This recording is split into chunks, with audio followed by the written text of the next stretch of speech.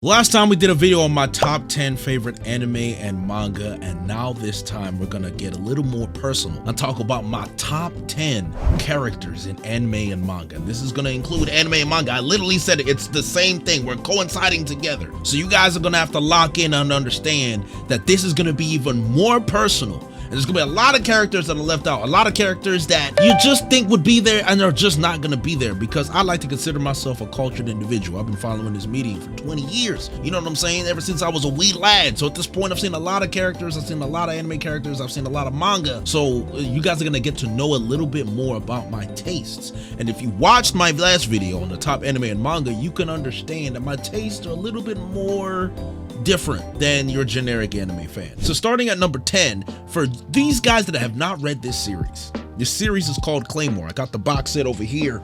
Let me show y'all. This series, Claymore.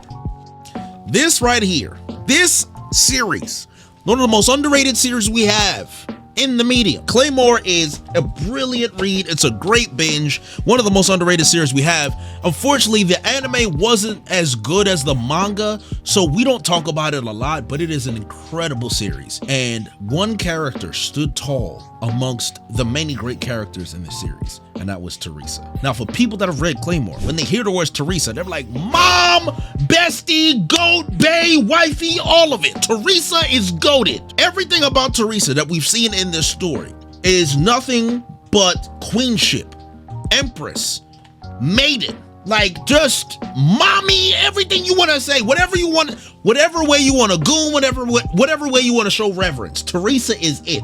Everything that Teresa does in, I would argue, the short time that she's in the story is masterful. She is the strongest. She is the most built different. She also has the most emotional intelligence. She has the heart of a mother and the protection. It's like, imagine someone that is so powerful, nobody can even look in her direction, but she has a heart of gold at the same time. And like, her experience with the MC Claire was that of a big sister finding a little sister. Her experience of dealing with this creature and heinous individual known as Priscilla. God, I will never forgive Priscilla. Priscilla, I hope she burns. If anyone has read Claymore, we all hate Priscilla. Priscilla should burn in a fire, and I don't care. I hate Priscilla. What's he do? Just read Claymore. Anyway, Teresa, one of the best female characters I've ever experienced in any of these stories, in any of this anime, any manga. Teresa is the GOAT. I cannot eulogize enough about Teresa. I don't want to spoil too much because I know a lot of people haven't really tapped into Claymore, so please tap into Claymore. Once you experience Teresa, come back to this video and drop a like, because I know you'll agree with me. But let's move on to our number 9.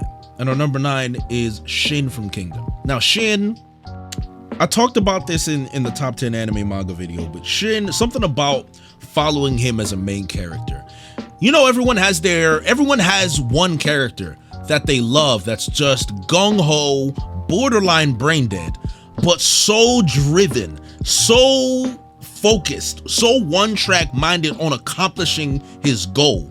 Shin is the embodiment of that in a series that I love dearly. Shin, to me, is the way people look at Luffy, the way they look at Goku, the way they look at Naruto. He is like a shonen MC, but in a seinen. And it is like the most beautiful thing I've ever seen, because you see the boy grow steadily into a man, incrementally take on more responsibility, take on more weight upon his shoulders, is recognized by many others, and you just see everything about Shin and his growth. It just makes sense. It's perfect, and I love Shin. And so many moments, Shin has so many moments where you look at him and you're like, yes, General of the Great Heavens, the High Shin unit, GOAT, yes, Shin. This guy, if there's a reason to read Kingdom, Shin is the reason to read Kingdom. My GOAT read Shin. They don't know about him, bro. I'm telling you, Kingdom chapter 500, it moved mountains and changed lives. Shin, number 9, GOAT. Please watch that. Please read that manga. Please, if you haven't read Kingdom, read it. My number 8,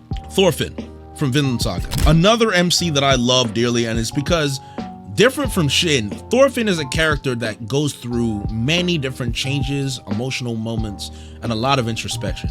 And seeing Thorfinn go through what he went through, seeing Thorfinn slowly face the sins of his past and the trauma of his father's passing and become the man that he became in the Farmland arc was, to me, just beautiful writing. Like, I have no enemies is a famous line. But it's because someone like Thorfinn would be able to say that, because he's experienced true violence, true malice, true evil. He's experienced it, and he's also delivered true malice, true evil, true violence. And for him to get to the point that he did, the author just really captivated me with his character and his story.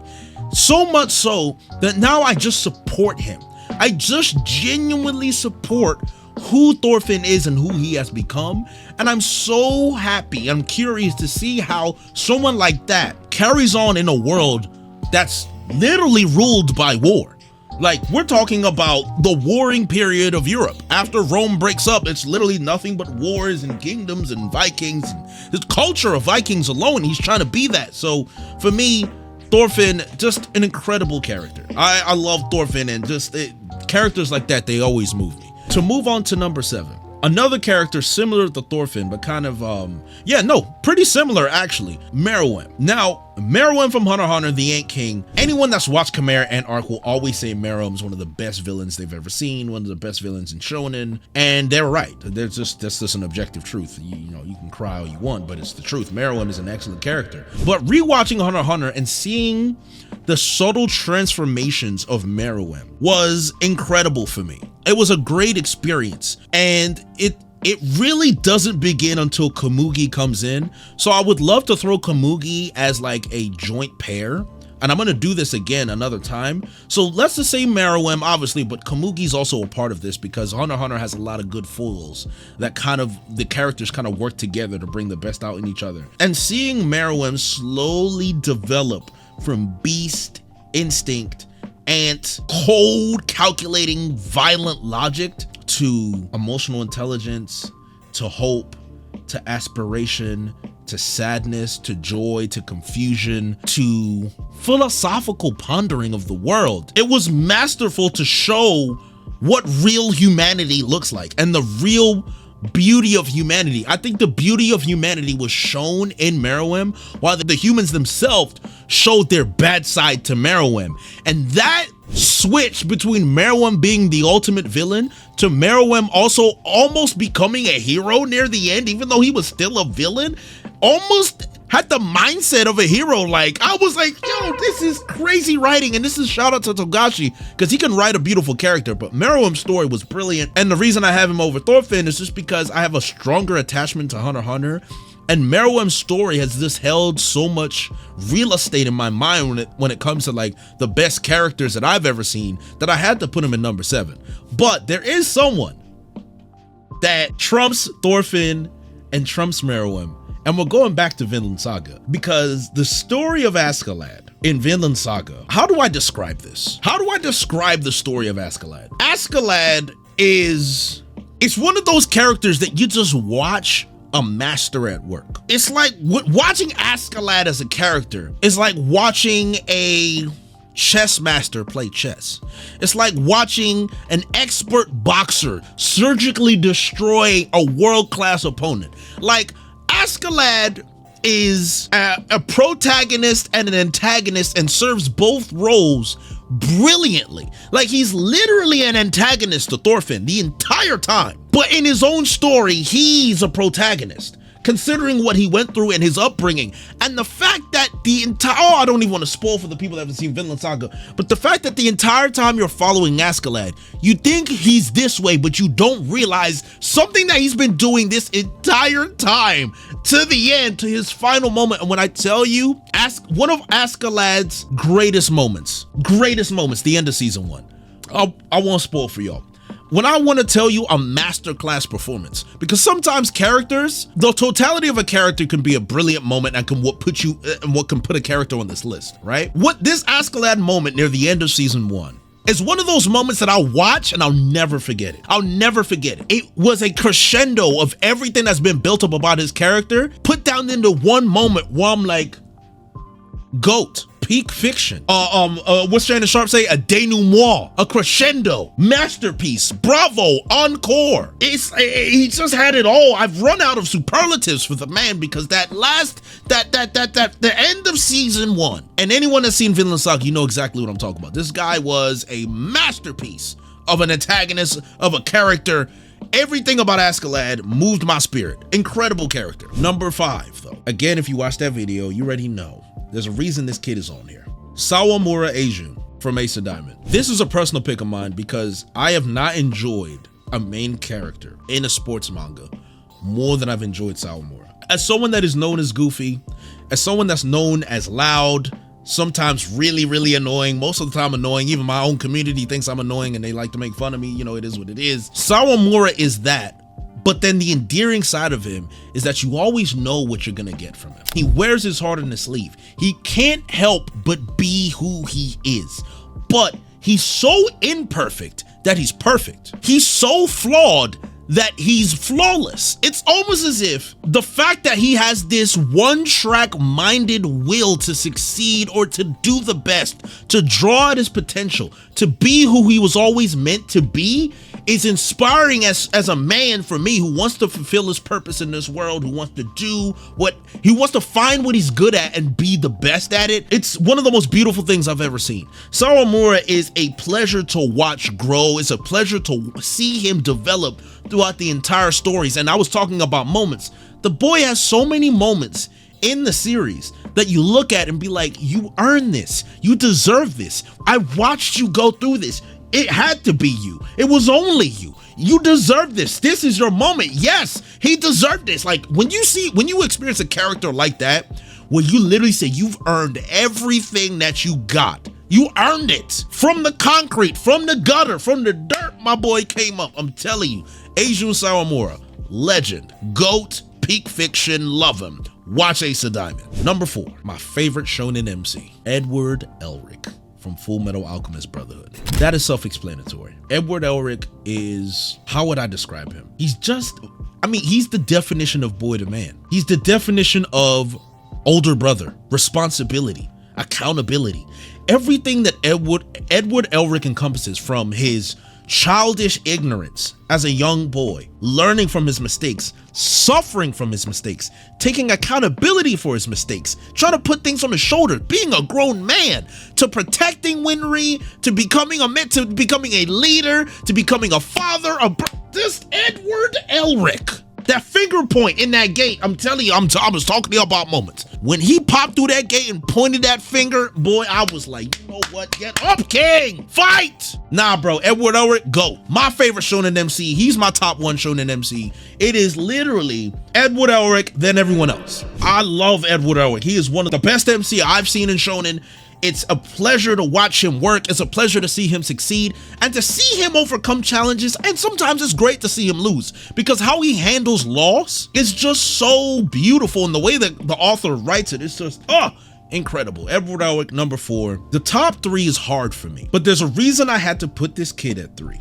And that's Kilawa Zoldyck. And there's a reason I put him at 3, because I wanted to put him number 1, but I couldn't.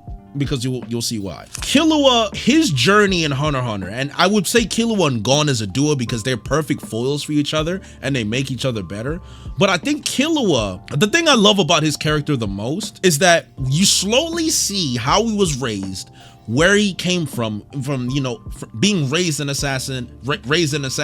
He has to be raised as an assassin. My goodness, I don't know why it took me so long to say it. You see the pain, the torture, cruel, cold, heartless world he had to live in, the emotionless world he had to live in, but he still tried to maintain his childhood. He still maintained that childlike curiosity, that desire to have fun. He still maintained his empathy despite everything that he went through.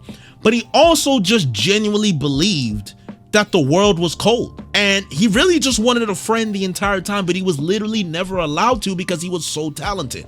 So watching him run into Gon, who is a child that literally does whatever the hell he wants, literally does whatever he wants, and has a smile on his face, always tries to see the best in people, always has hopeful, is chaotic good if you're talking about affinities. It's like seeing Kilawa almost be like chaotic neutral and then Gon being chaotic good, and how they kind of foiled on each other. It was crazy to me.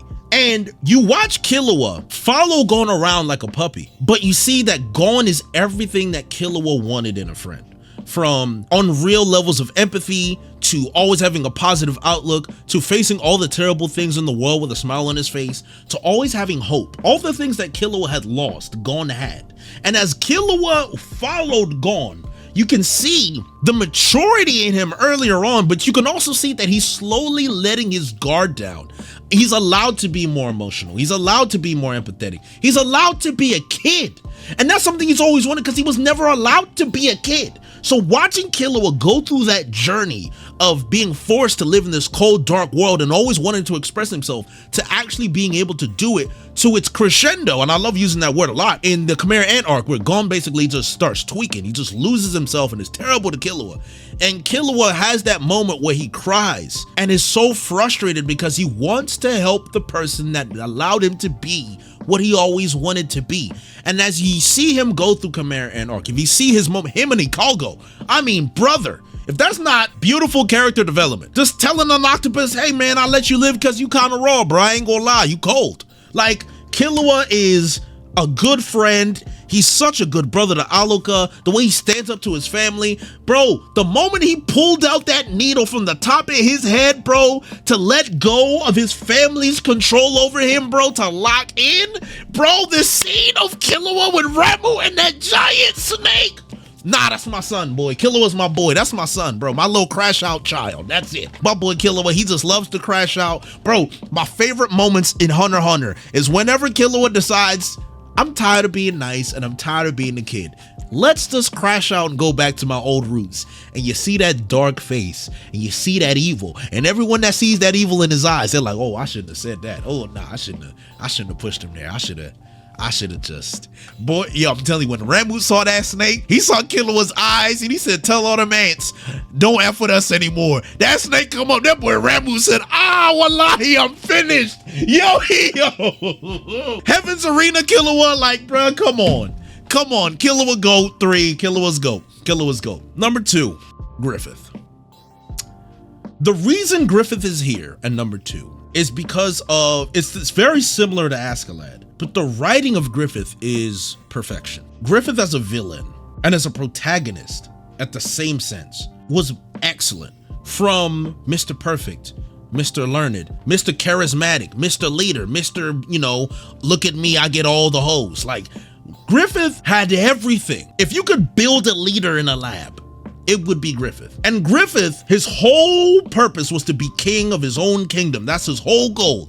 And seeing the dedication and the one-track mindedness of accomplishing his goals, studying, learning about everything, sacrificing himself, selling his body for the sake of victory in war, unparalleled sword skills, the way he gets Guts to join and says, you're mine now. Everyone in the Band of Hawk is his possession. Elite tactician.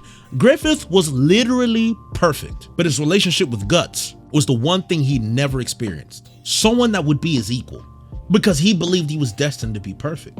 But when he met Guts, he was so fascinated by him, but he always saw Guts as a perfect possession. Like, this is my perfect toy. This is my perfect tool. Perfect. He was so blinded by his own strive for perfection that he couldn't even see that Guts wasn't just a tool to him. It was his best friend. It was his equal. It was his brother. But he was so blinded by his own ambition, he couldn't see it until it all falls apart. And it all fell apart when he lost his favorite toy that he didn't realize was actually his brother. And he lost everything. Everything. And then that descent into madness and what comes after. Masterful writing. Masterful. Because everything just made sense. Everything made sense. The journey of Griffith was incredible. It was just beautiful. I cannot wax lyrical enough about Griffith as an antagonist. Best written antagonist I've ever seen. Like, just next level stuff, right? But Griffith is number 2. And why? Because there's a number 1. And there's a 1, and if you've got the trend of this video, you guys know who number 1 is. It's the guy that caused Griffith to do all this in the first place. And that's Guts. Guts the struggler. And the reason Guts is number 1 is because the journey of Guts is that of pain, struggle, and loss. And watching a man who had nothing at the beginning, was betrayed and mutilated as a child, betrayed by his father figure, abandoned by his father figure, abused by his father figure, to become what he became when he ran into Griffith. Everything that Guts has done, he's done off the sweat of his brow, off his own back, and he struggled and stayed alive no matter what and made his own way.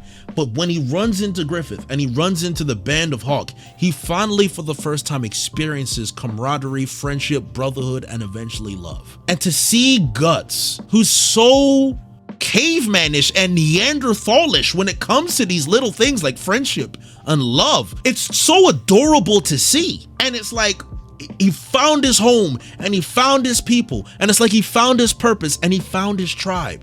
It's because Guts was so remedial in a lot of these things that the beauty of friendship and love and camaraderie and brotherhood becomes so much more important to the reader. And you're experiencing all of that through Guts, and then everything he had is taken away. Everything is taken away.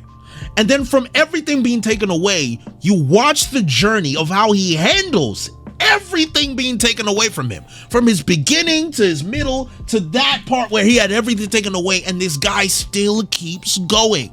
It's unreal. It's unreal. It's superhuman. It's obviously not real. It's fiction. But to watch that and to watch how he handles it every day, every night, fighting, struggling, putting his body through hell to survive, because he literally says, whatever you've done to me, you can't do worse. Somehow Mira finds worse, but if I can take this, then I can keep going. And he literally just keeps going, no matter what has happened to him. I promise you, if you've had a bad life, you haven't had a worse life than Guts. That is something I can say comfortably. No matter what has happened in your life, you haven't had it worse than Guts. You know what? Let me not say that, because I'm pretty sure there's some horrible stories out there, but there's a small percentage of the world that has experienced the hell that Guts has experienced. And it is just, I gotta reread Berserk, man. Like, I just gotta reread it. Guts is my number one. Is my favorite character to watch go through their journey, because Miura writes him in such a way where it's those facial expressions, the character interactions, people who are trying to understand him, right? People that think he's just such a cold, heartless person, but he's really not. He's really just a good boy. Beneath all that anger and rage and hatred, there's little things he does where you're just like, oh, there's still a good boy in there. But he lives in a harsh world, and he does some terrible things because he has no choice to. But you would think he doesn't feel things, but he always does. That's the shocking thing, is that everything he's went through, you think, oh yeah, he's numb, he doesn't feel nothing. He still feels anyway, because that's just how it is. You can't truly rid yourself of emotion unless you're a complete sociopath, and that's a different story. But he's not a sociopath. He should be, to be honest, but he isn't. So Guts, my top one. Beautiful character. There's a few honorable mentions, obviously. Gon is an honorable mention. You have like Sanji, Garp, honorable mentions, Blackbeard. Any other honorable mentions? I can't think of any off the top of my head. Lelouch was someone I had in here. I had to take Lelouch out. Netero's an honorable mention. I had him in there as well. Roy Mustang was an honorable mention I had in here. So just, there's a lot of characters that I could have thrown in here, but this is my top 10. If you hate it and you want to crash out, then go ahead and crash out in the comments, or you let me know your top 10 characters, because this is always a fun exercise. So this is for you guys to get to know a little bit more about me and the type of characters I love and the type of videos I'll be making in the future. So thanks everybody for your time, and I'll catch you guys later. I'm out. Peace.